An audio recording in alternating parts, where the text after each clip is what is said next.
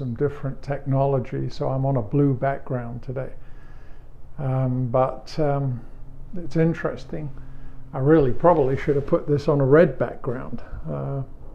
Yeah, Labor Day is just an odd day to me. It's like, it's called Labor Day, but everybody's involved with trying not to do any labor, or at least the least amount of possible labor today. Nobody's wished me happy Labor Day. Nobody, well, I guess I wished you it, but generally we don't get any Labor Day cards. It's interesting, but we don't decorate the house or give Labor Day gifts. The florists and the greeting card empires haven't found a way to capitalize on it. And you know, I think it's a bad weekend generally for churches because a lot of people go out of town on Labor Day. And so I guess Labor Day means different things to different people. I know that today I'm not going to bring you a big discussion about it. I will tell you that Labor Day was established originally as a way to sort of commemorate the actions of trade unions. And you know, I'm from the UK. And so don't get me started about trade unions, because we saw in the UK what happens when trade unions go and just go out of reason. Now, am I saying trade unions are bad? No, I'm not. Because I think sadly a lot of employers do as little as they can to recognize the help and the impact of their workers. I think though that if they were to do what Matthew 7:12 says, then we'd all be a lot better off. What does it say? It says, therefore all things whatsoever you would do that men should do to you, do you even so to them.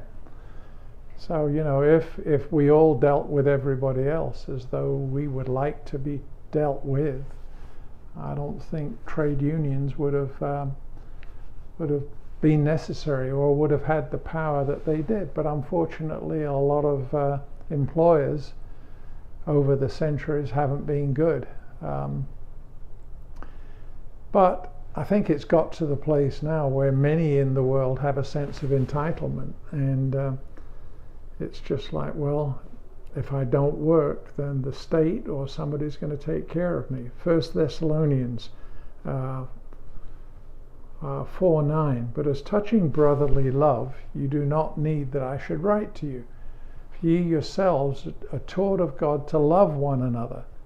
And indeed, you do it towards all of the brethren which are in all Macedonia. But we beseech you, brethren, that you increase and do more and more, and that you study to be quiet and do your own business and to work with your own hands as we have commanded you. I think it's a pretty strong exhortation that we're to work with our own hands and that we walk honestly towards them that without. And then it says that ye may lack nothing. And then how about this? 2 Thessalonians chapter 3 verse 6. Now we command you, brethren, in the name of our Lord Jesus Christ, that you withdraw yourselves from any brother that walketh disorderly, and not after the tradition which you've received from us.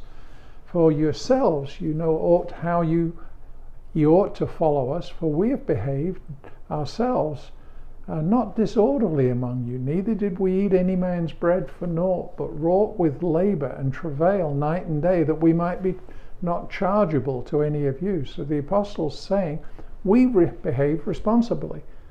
It says not because we have no power, but because ourselves we want to be an example for you to follow.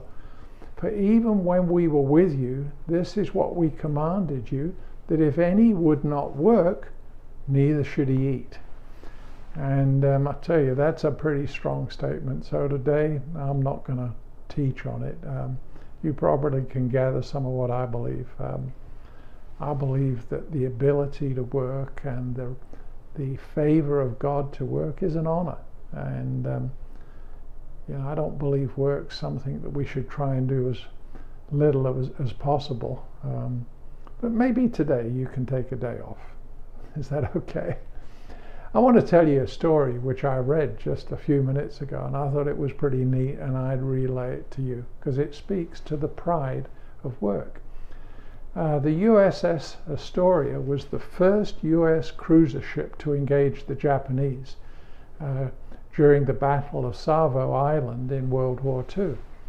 It was a night action, and it was fought on August 8th and the 9th. And although the Astoria scored 2 direct hits on the Imperial flagship Chokai, Astoria was badly damaged and sank soon after noon on August the 9th. About 2 a.m. that morning, a young Midwesterner, signalman 3rd class Elgin Staples, was swept overboard by a blast when the Astoria's number 1 8-inch gun turret exploded. He was wounded in both legs by shrapnel, and in semi-shock he was kept afloat by a narrow little lifeboat that he managed to activate with a simple trigger mechanism. And around 6 o'clock that same morning, signalman 3rd class Elgin Staple was rescued by a passing destroyer and returned to the Astoria, whose captain was attempting to save the cruiser by beaching her. The effort failed, and Staples, still wearing the same lifeboat, found himself back in the water. At close to noon, Navy Seaman Staples was picked up again, this time by the USS President Jackson. And he was one of 500 survivors of the battle who were evacuated to Noumea. Safely back on ship for the first time, Staples took off and examined that lifebelt that had served him so well. It had been manufactured by the Firestone Tire and Rubber Company of Akron, Ohio, and it bore a registration number. Eventually, given home leave, Navy Seaman Staples told his mother and asked what she knew about it, because she actually worked for Firestone. And he asked her, well, what's the purpose of that number on the belt? And she said, well, the company insisted on personal responsibility for the war effort, and that the number was unique and assigned to only one inspector. Well, Staples remembered everything about that life belt, and he quoted the number to his mother. And guess what? It was his mother's personal code. And she'd affixed it to every item that she was responsible for approving. So let me ask you, do you think that Mrs. Staples would be glad that she performed that job well? Yeah, she had her son back because she performed her job well, and that, who knows what the impact of what you will do today. So obviously I like to think of that in spiritual terms, but I believe that it applies to our everyday work. If we are responsible, I think God gives favor to those who are responsible. I just want to tell you that today's Labor Day, and I'm going to take most of the day off, but I'm proud to work. I'm proud for His favor. I believe that the impact of what you and I do today won't be fully understood into eternity. So today I pray that you have a good day off. Take a break, and I'll be back tomorrow to share with you some more. Love you all. Bye-bye.